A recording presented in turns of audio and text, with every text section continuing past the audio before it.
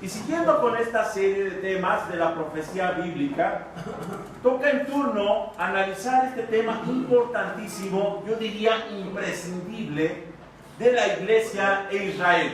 Israel y la iglesia. Y vamos a hacerlo en dos partes, en donde podamos analizar de manera correcta lo que nos presenta la palabra de Dios como información acerca de este tema, a veces mal entendido, a veces hasta polémico, en donde podamos nosotros tener una hermenéutica sana. Por hermenéutica estoy hablando una manera correcta de poder interpretar la palabra de Dios, para que entonces no tengamos dudas con respecto a lo que podemos hallar o a lo que debemos hallar en la santa palabra del Señor.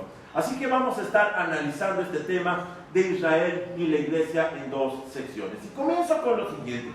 Cuando la Biblia se refiere a los descendientes físicos de Abraham, de Isaac y de Jacob, decimos que son israelitas o judíos, según como se quiera tener el término.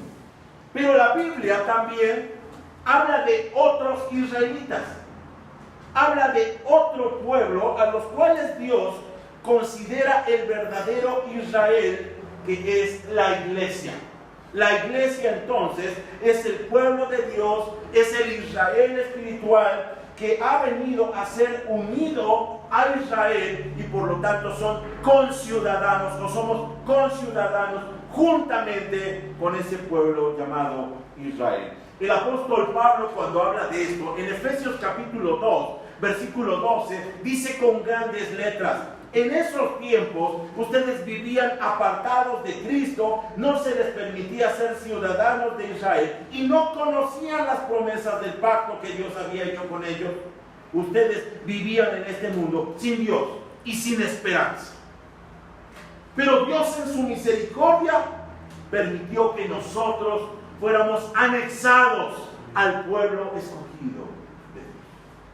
Ahora, esta información no es nada rara, pero sí, sin embargo, cuando empezamos nosotros a hablar de que Dios, sin embargo, no tiene dos programas distintos para cada pueblo. Dios no tiene un programa distinto para el pueblo de Israel, el Israel nacional, y un pueblo distinto para la iglesia. Por lo tanto, no tiene dos distintos destinos para la iglesia y para Israel. Porque la Biblia, cuando nosotros la analizamos, es un libro de unidad y continuidad. Así que aquí hay una falla cuando nosotros vamos a la palabra de Dios y queremos encontrar dos distintas historias que no tienen que ver con lo que la palabra de Dios nos presenta según la evidencia bíblica que tenemos dentro de ella. Las cosas que estaban escondidas en el Antiguo Testamento, sabemos por fe que han sido reveladas en el Nuevo Testamento. Así que vamos a ver este tema que voy a aclarar. No es un tema original mío, es un tema que quise aprovechar y se me hizo muy interesante, de un hermano llamado Denis Ochoa de Honduras, pero que yo quise compartir con la iglesia como forma de analizar la hermenéutica. En primer lugar, veamos el mito de la restauración. El mito de la restauración. Ahora, para esto voy a aclarar que la Biblia no habla de la restauración del pueblo judío a la tierra palestina, ni de la exaltación nacional judía, ni del milenio futuro en donde reinará y gobernará el pueblo de Dios. De eso no habla la palabra de Dios. La palabra de Dios, según ya hemos analizado, cuando habla acerca de restauración, habla de términos espirituales. Es muy importante. No va siguiendo los términos materiales, carnales, sino que está hablando análogamente acerca de asuntos espirituales. Así que lo que encontramos, sin embargo, es que habla de apartarse de la impiedad, quitar los pecados y que por la misericordia a los gentiles también que alcancen misericordia. En este caso, todos los demás que no son judíos. De esto habla la palabra de Dios. Cuando se habla de restauración, habla de las personas volviendo a llegar a la vida, volviendo a revivir, llegando nuevamente a una novedad de vida para entonces ser insertados en el pueblo de Dios, que es la iglesia. Sin embargo, nosotros sabemos que los enemigos judíos de Cristo, los que lo llevaron a la cruz, y que por cierto el Señor Jesucristo en Juan capítulo 8, versículo 39 al 59 les llama incluso hijos del diablo, porque se oponen decididamente a su plan. Este ciego Israel esperaba un cumplimiento terrenal, un cumplimiento político, materialista de las promesas, según lo que ellos tenían en mente. Y entonces vemos que el Mesías que llega con un plan espiritual, que llega con una restauración de lo espiritual, no les acomoda, no les conviene, no les simpatiza y por lo tanto se deshacen de él porque ellos ambicionan, porque ellos esperaban algo carnal y algo material. Esto es muy curioso, que viene muy afín al esquema dispensacional que se promueve hoy en día. Cuando hablamos de dispensacional, estamos hablando de esta hermenéutica, esta forma hermenéutica que ha sido insertada en la iglesia en los últimos 200 años. Escuche, cuando menos 1800 años jamás se habló de algo parecido como la restauración del Israel político. Jamás se habló de que tendría que regresar a la tierra prometida. Jamás se habló de que reinaría. Jamás. 1800 años en donde la iglesia histórica jamás habló en estos términos. Pero hace 200 años, un movimiento reconstruccionista instaura esta forma hermenéutica que ha desviado la atención del creyente y lo ha hecho ambicioso también. Y se vive pensando, ¿y yo qué voy a ganar de ser cristiano?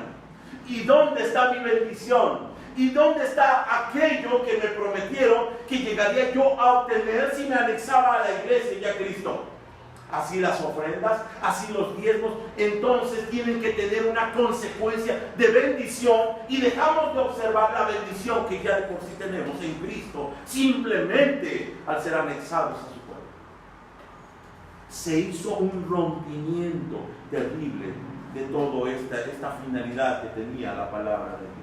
El apóstol Pablo, cuando está hablando de este grupo, allí en 2 Corintios, capítulo 3, versículo 14, dice de manera muy dura, pero la mente de ellos se endureció, y hasta el día de hoy, cada vez que se lee el antiguo pacto, el mismo velo les cubre la mente para que no puedan entender la verdad. No lo entienden, no lo comprenden, y junto con ellos, desafortunadamente, la iglesia ha sido arrastrada y ahora no entiende el plan perfecto de Dios. Y es que cuando nosotros analizamos la palabra de Dios, vemos que los profetas del Antiguo Testamento nunca hablaron de ningún reino literal terrenal, milenario, porque las promesas que se hicieron a David son de un reino eterno, espiritual, que tenía que ver con la imagen y la persona de Cristo, jamás con algún asunto que tuviera que ver con lo político y lo material.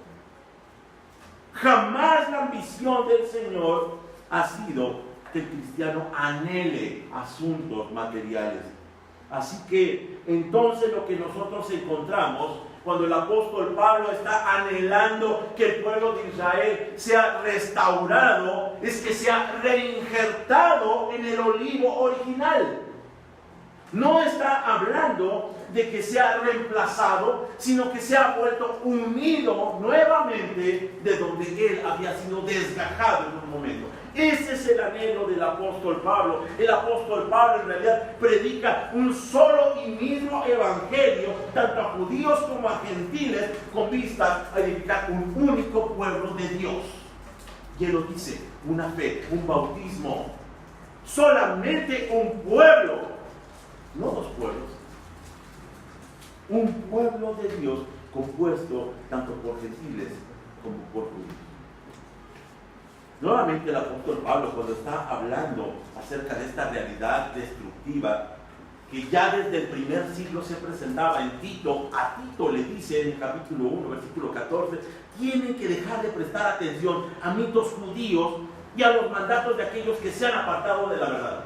Fue tan tremendo, fue tan apabullante la influencia de los judíos que querían que la iglesia pudiera judaizar, que el apóstol Pablo y todos los que escriben están advirtiendo del peligro de ser desviados a un plan, a su plan de tener control sobre las demás naciones. Cuando hablamos acerca del actual evangelio, entre comillas, hablamos de que se parece más al de los testigos de Jehová que al de los adventistas. Y este moderno evangelio o movimiento mesiánico formula dos maneras de salvarse. Una por raza, ser público, y la otra por fe, por iglesia. Y jamás la palabra de Dios ha enseñado esto. Ha dicho solamente que es exclusiva a la fe, así que algo no estamos entendiendo de manera correcta.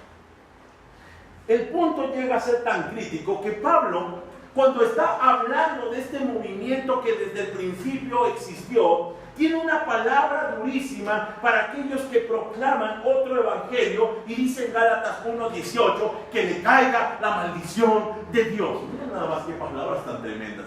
Y dice él incluso, y parece que está hablando de un tal Cerinto, incluso si alguien, si un ángel del cielo baja con otro evangelio, ese es maldito. Me pregunto, ¿y si estuviera viendo lo que hoy estamos viendo en las iglesias? Lo que hoy se está enseñando en las iglesias, escuche, el dispensacionalismo es el compendio de las ambiciones judías para alcanzar el dominio y el poder terrenal de un supuesto derecho que Dios les dio. No habla así la palabra de Dios. Ahora, entonces empezamos a cuestionarnos dónde está la falla. A esto es a lo que me voy a dedicar durante estas dos sesiones. En primer lugar, ¿quién es el verdadero judío? Y vamos a ir a la palabra de Dios para que nosotros podamos verificar de lo que estamos hablando. Y para comprender sobre este punto, vamos a hacer una serie de preguntas que vamos a responder por la misma palabra de Dios. La primera pregunta: ¿quién es realmente el verdadero y auténtico judío? Y quiero llevarlos a Romanos capítulo 2, versículo 28. El apóstol Pablo, de manera tajante, frontal, habla unas cosas tremendas que nosotros debemos considerar, hasta subrayar en su Biblia, para que no tengamos dudas. Romanos 2, 28 dice: pues no se es un verdadero judío solo por haber nacido de padres judíos, ni por haber pasado por la ceremonia de la circuncisión. Hay un problema aquí. Ahora los judaizantes insisten en que regresemos a los asuntos de la circuncisión. El apóstol Pablo les dice: esos mutiladores del cuerpo, ¿se acuerdan?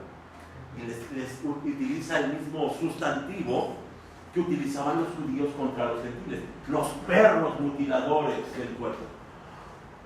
Sí, tenían problemas de ver a los apóstoles con ese movimiento. Nosotros de pronto decimos: ay, bueno, no es tan importante. No es tan importante. Ellos tenían este completo rechazo a este movimiento. Otra cita, Colosenses capítulo 2, y este quiero que lo busquen, de hecho es la cita de donde partimos en la lectura bíblica. Colosenses capítulo 2, versículos 11 y 12, y quiero que se fije, que note los datos que nos va sembrando el apóstol Pablo cuando utiliza lenguaje del Antiguo Testamento y del Nuevo Testamento. Usted lo notará inmediatamente. Colosenses 2:11 dice: cuando ustedes llegaron a Cristo, fueron circuncidados, pero no mediante un procedimiento corporal. Cristo llevó a cabo una circuncisión espiritual, es decir, les quitó la naturaleza pecaminosa, pues ustedes fueron sepultados con Cristo cuando se bautizaron, y con Él también fueron resucitados para vivir una vida nueva, debido a que confiaron en Él, el gran poder de Dios, quien levantó a Cristo de los muertos. Si usted se dio cuenta, hay una combinación de elementos que nos hablan acerca de que Dios jamás ha cambiado de plan. Si usted lo notó, allí encontramos la palabra circuncisión, circuncisión espiritual, términos comunes del Antiguo Testamento, pero los une y los iguala con los del Nuevo Testamento, sepultados en Cristo y bautismo. Parece como que a él no le importa este intercambio de términos, y es que nos quiere enseñar algo importante por medio de estos términos para aclararnos quién es el verdadero judío. Aquí surge otra pregunta que vamos a anexar. ¿Moraba de manera permanente el Espíritu Santo en los creyentes del Antiguo Testamento? Le aseguro que su respuesta, según como a mí me enseñaron hace tiempo, sería no. ¿Es esto correcto? La palabra de Dios nos demuestra que la circuncisión del corazón, término del Antiguo Testamento, existía desde la antigüedad y se expresaba y es conocida ahora de manera nueva en el Nuevo Testamento como sepultura de Cristo. Lo está igualando. Está diciendo que lo que antes existía en una manera, ahora existe en otra. Y que son dos frases entonces, según el apóstol Pablo, según Colosenses, que expresan la misma idea. Ahora, nosotros sabemos que en el Antiguo Testamento ya había gente con corazón circuncidado. No estamos hablando de lo físico. Y aquí entonces vemos una serie de sinónimos que el apóstol Pablo nos está sugiriendo que existen en el Antiguo Testamento y el Nuevo Testamento. Escuche los sinónimos. Es circuncidar el corazón, que es lo mismo que regenerar el alma, que es lo mismo que lavar con agua limpia, que es lo mismo que bautismo del Espíritu Santo, que es lo mismo que nacer de nuevo, que es lo mismo que quitar el corazón de piedra y poner un corazón de carne, según Jeremías, que es lo mismo que abrir el corazón, que es lo mismo que dar oídos para oír y dar ojos para ver, etcétera, etcétera, etcétera. Son los mismos términos que el apóstol Pablo no tiene ningún problema para decir esto es la salvación. Hasta allí vamos bien. Aquí surge otra pregunta que entonces tenemos que considerar. ¿Qué significa ser un cristiano nacido de nuevo?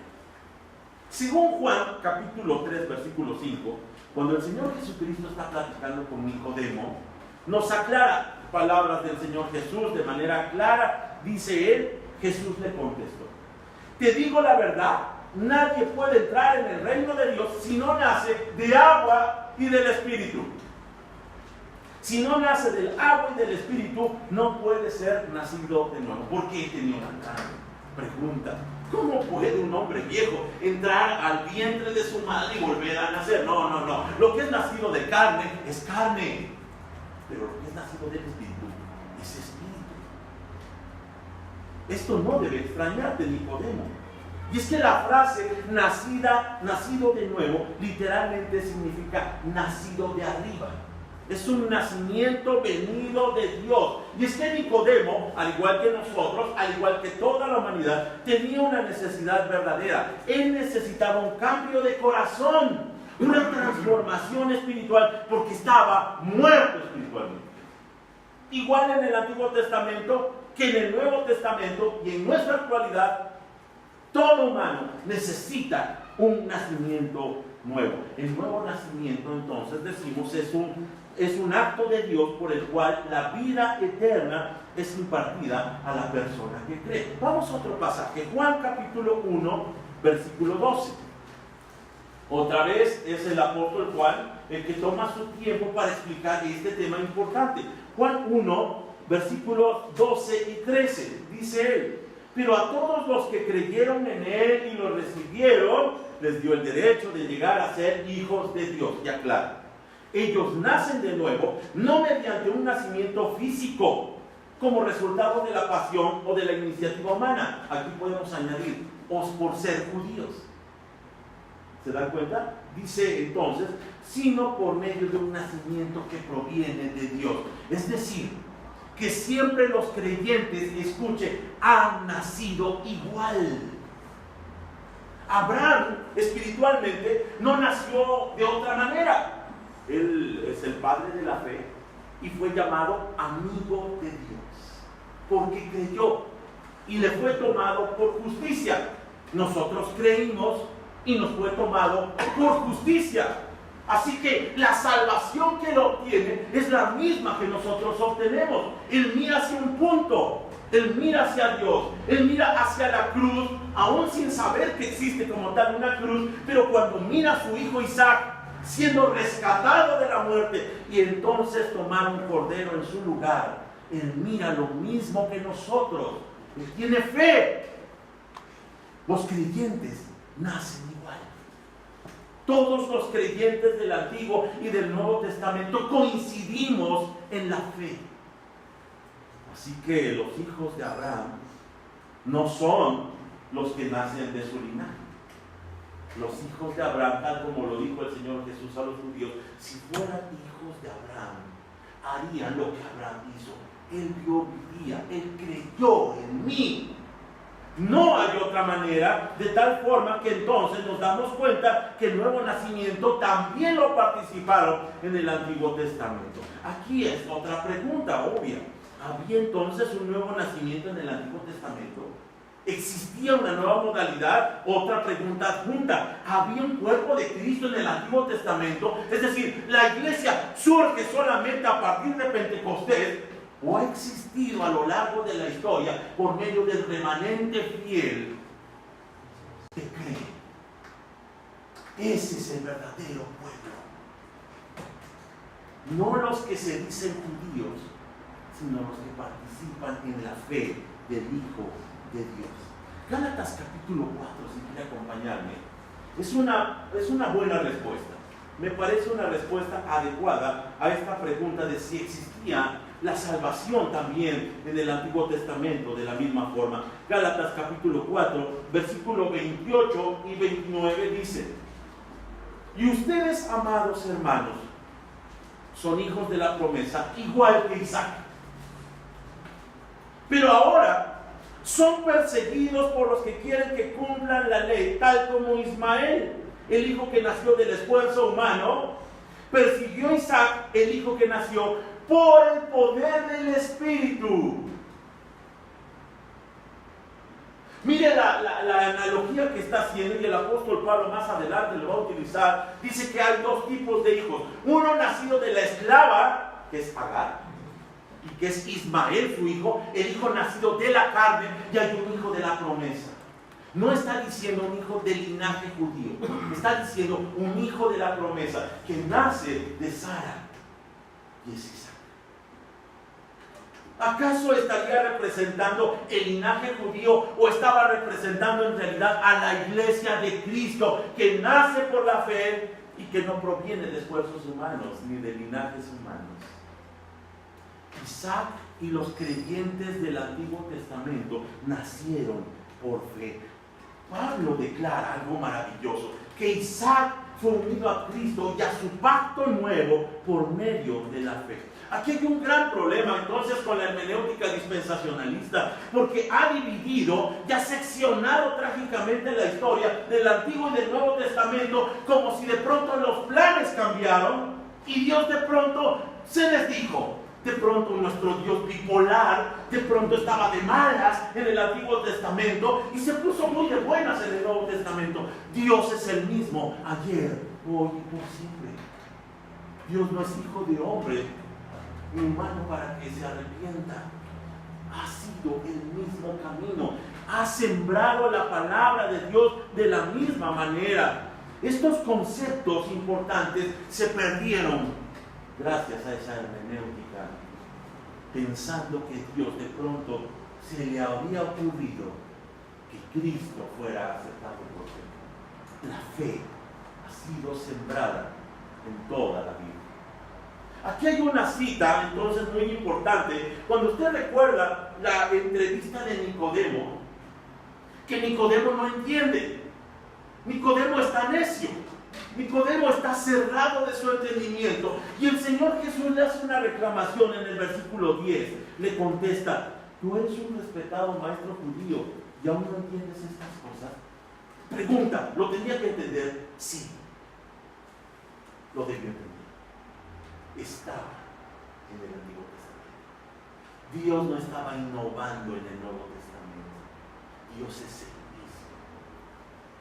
Es un caso curioso que en Mateo capítulo 23, cuando Jesús está hablando de los religiosos, los saduceos, los fariseos, y les está hablando de lo terrible de su suerte, que en 5 ocasiones les llama guías ciegos. Ustedes que se meten a la ley y que enseñan la ley, no la entienden, no la ven. Habían desviado el asunto de la fe, pensando que eran salvos solo por ser hijos de Abraham. Jamás la palabra de Dios ha enseñado tal herejía. Jamás. Mi esposa, ahora no está, dice que cuando ella era pequeña, ella escuchaba los temas y decía, qué injusto Dios. Porque a ellos es su pueblo, Señor. Y nosotros que sufrimos y que somos perseguidos y que somos calumniados y que somos hasta muertos, pues nos cuesta tanto trabajo. Es mentira. El que es hijo de Dios sigue el camino de su maestro. Estrecha es la puerta que conduce a la salvación, pero es muy amplia la que conduce a ella. Y esa es la que está transitando muchísima gente de manera tan trágica. Quiero llevarlos para que analicemos de una manera más concisa a lo que estamos refiriéndonos con todo esto que estamos hablando. Y voy a presentar una pequeña tabla que quiero que me ayuden con algunas citas para corroborar de qué estamos hablando. Si estamos correctos cuando estamos haciendo el análisis con respecto a lo que la palabra de Dios nos presenta. En primer lugar, quiero pedirle por aquí mi hermano Daniel Cerón, Jeremías 31 al 33. En un momento más voy a repetir las citas. Allí mi hermano Abraham, por favor, con Lucas 22, 20, por favor, de manera alta. Mi hermano Benjamín, primera a los Corintios capítulo 11, versículo 25. Allá atrás, mi hermano Mario, por favor, segunda a los Corintios capítulo 3, versículo 6. Mi hermano Josué, por favor, con Hebreos capítulo 8, versículo 6, van a ser 3 pasajes. De este lado, mi hermano José Luis, por favor, con Números capítulo 15, versículos 30 y 31. Mi hermana Fer, por favor, Deuteronomio 18, 19. Allá atrásito, mi hermano Juan Manuel, Hechos 3, 23. Allá atrásito después, Dafne, por favor, Romanos 9, 6. Romanos 9, 6. Mi hermano David, por favor, con Juan capítulo 11, versículos 50 al 52. Mi hermano Salatiel, Gálatas capítulo 6, versículos 15 al 16. ¿Quién más me pudiera ayudar? Mi hermana Sonia, por favor, acuérdense. Efesios capítulo 2, versículos 12 al 19. Y ahorita damos unas citas más. Vamos a ver 3 casos para comprobar que estamos correctos en nuestra apreciación de que el pueblo de Dios siempre ha sido la iglesia y los que creen por fe. Y primero vamos a hablar del nuevo pacto. ¿Se acuerda del nuevo pacto? Esto lo habla en Jeremías capítulo 31, versículos 31 al 33, cuando dice que el nuevo pacto es con Israel. Jeremías 31 al 33.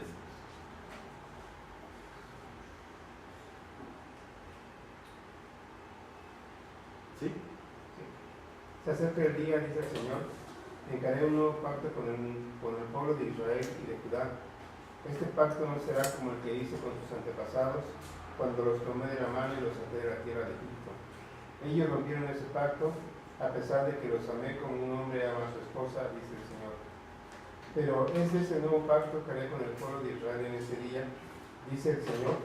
Pondré mis instrucciones en lo más profundo de ellos y las escribiré en su corazón.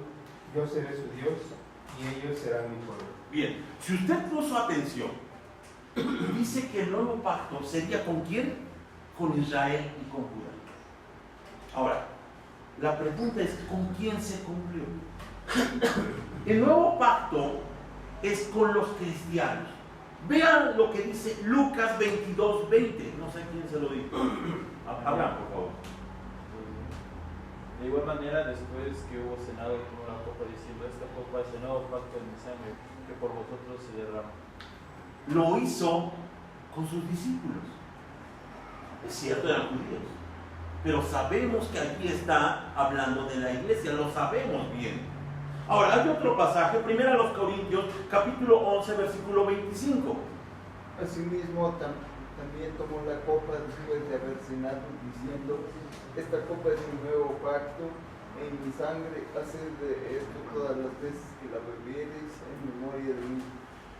Un momento, se está equivocando el Señor Jesús. Debió celebrarlo con los judíos, ¿no? Dijo que con el pueblo de Israel. Porque los cristianos son el pueblo de Israel. Otro pasaje más, 2 Corintios 3:6. El cual asimismo nos hizo ministros competentes de un nuevo pacto, no de la letra, sino del espíritu, porque la letra mata, mas el espíritu Nos hizo. Está hablando con los corintios. Ellos no dicen que judíos son. Ellos son de Corinto. Está hablando que hizo el pacto con gentiles. De eso está hablando. Está hablando que hizo el pacto con la iglesia, no con el pueblo de Israel político. Otro pasaje más, Hebreos 8:6, mi hermano Josué.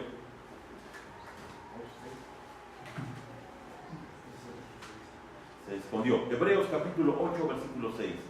Pero ahora tanto mejor ministerio, que es el suyo, cuanto es mediador de un mejor pacto, establecido sobre mejores promesas.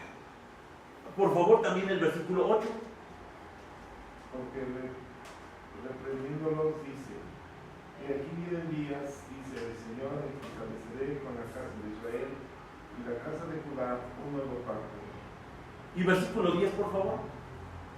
Por lo cual, este es el pacto que haré con la casa de Israel. Después de aquellos días, dice el Señor, pondré mis leyes en la mente de ellos y sobre su corazón las escribiré.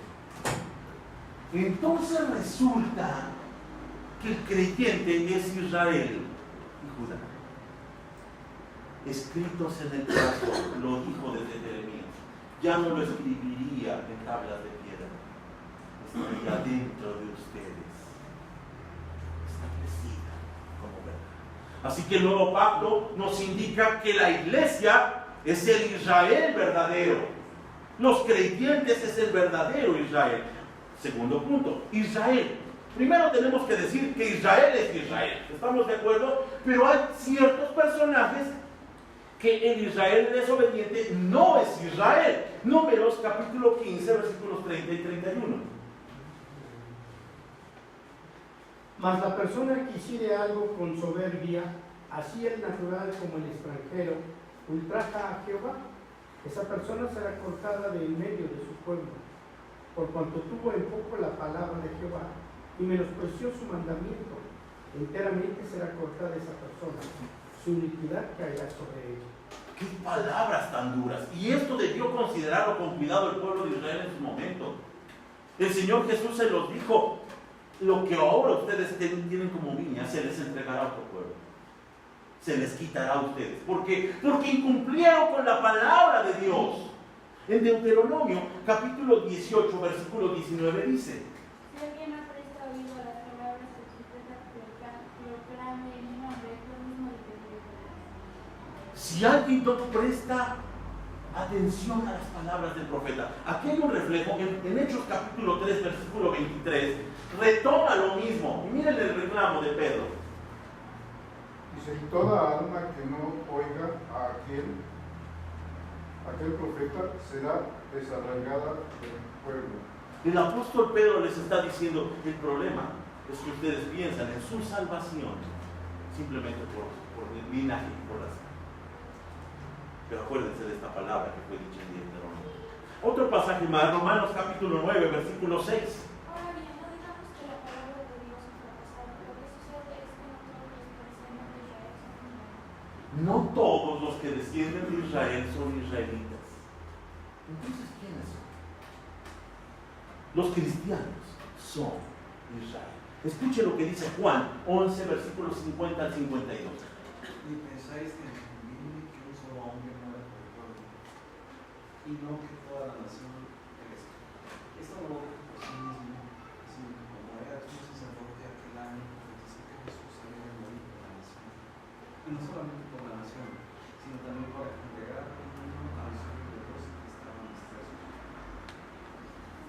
A lo mejor escuchó usted toda la frase, pero la frase final es tremenda. Dice que no solamente murió por un pueblo, sino por los que están dispersos en el mundo.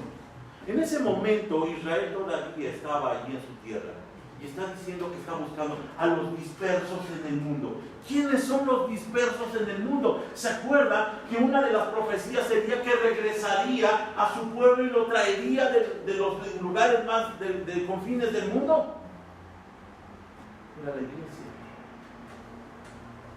Siempre fue la iglesia. Jamás estaba hablando del Israel político. Éramos nosotros. Nosotros que no teníamos ningún derecho, ninguna idea. Tuvimos misericordia, mis hermanos. Y fuimos reunidos con el glorioso pueblo de Dios. Otro pasaje, Gálatas capítulo 6, versículos 15 al 16, por favor. Porque en Cristo Jesús ni la circuncisión vale nada, ni la incircuncisión, sino una nueva creación. Y a todos los que anden conforme a esta regla, paz y misericordia sea a ellos y a Israel Dios. No sirve de nada la circuncisión ni la incircuncisión, sino una vida creada de nuevo. Cristo ha creado nuestra vida, nos ha regenerado, nos ha salvado. Somos el Israel de Dios. Efesios capítulo 2, versículo 12, por favor. En esos tiempos ustedes vivían apartados de Cristo. No se les permitía ser ciudadanos de Israel y no conocían las promesas del pacto que Dios había hecho con ellos. Ustedes vivían en este mundo sin Dios y sin esperanza. Estábamos completamente excluidos. ¡Qué oportunidad! No había nada para nosotros. Aún más el versículo 19, por favor, de ese mismo pasaje. Así que ahora ustedes, los gentiles, ya no son unos desconocidos ni extranjeros. Son ciudadanos junto con todo el pueblo santo de Dios. Son miembros de la familia de Dios. Gloria a su nombre. Ya no somos extraños, ya no somos advenedizos, ya no somos como nos llamaban ellos los perros. Ahora somos pueblo suyo, sacerdocio santo, dice el apóstol Pedro. Último punto. Alguien, por favor, Benjamín, ayúdanos con Zacarías 8, versículos 22 y 23. Dafne, por favor, te quedaste por ahí. Romanos 2, 28 y después el 29 van a ser separados. Y de este lado, por favor, si me ayuda mi hermano José Luis con Apocalipsis 2, 9. Ya vimos que el nuevo pacto fue dispuesto.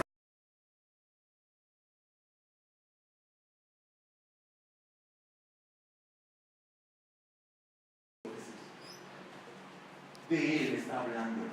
Está hablando que las naciones lo buscan, las naciones lo solicitan, lo siguen y él les comparte de Dios. Así que entonces vemos que los israelitas sí son judíos, pero está hablando sobre todo del judío y el israelita por excelencia, nuestro Señor Jesucristo, porque el Israel desobediente, ya lo dijimos, no son judíos. Vean lo que dice Romanos 2, 28, por favor.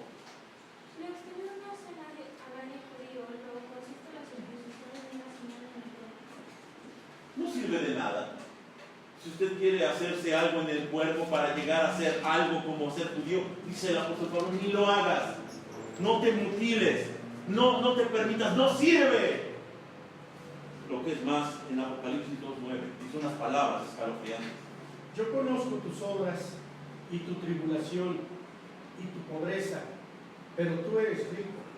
Y la blasfemia de los que se dicen ser judíos y no lo son sino sinagoga de Satanás. Oh.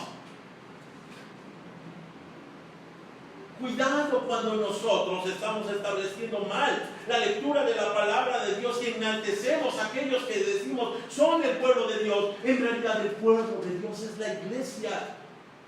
Bendeciré a los que te bendigan, maldeciré a los que te maldigan. Está hablando de la iglesia, está hablando de Cristo, está hablando de que la suerte depende de aquellos que siguen por fe los mismos pasos de Abraham.